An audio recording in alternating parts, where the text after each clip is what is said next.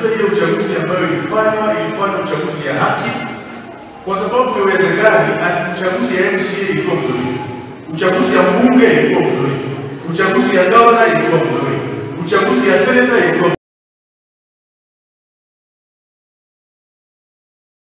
ni moja tu ya urais. Inawezekana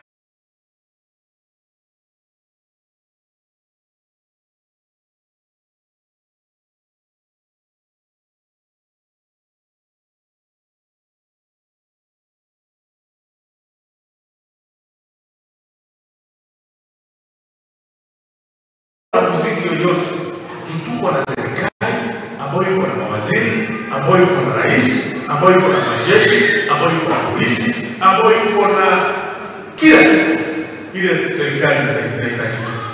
Kwa sasa wameleta ripoti na tumeona Raila akiunga hiyo ripoti mkono. Ndio hata rais amesema hivyo, lakini baadhi ya wabunge, sisi kama wabunge, kuna baadhi ya wabunge ambao wanakataa hiyo ripoti. Mimi niko mmoja wao, kwa sababu kama ni gharama ya maisha, kwanza tuangalie kitu inaitwa the cost of power in the Republic of Kenya. Kwa nini stima iko na gharama ya juu katika Kenya kuliko Tanzania, kuliko Uganda, kuliko Ethiopia, kuliko Rwanda? Ni kwa nini? Ni kwa sababu kuna cartels. Kuna kitu tunaita state capture.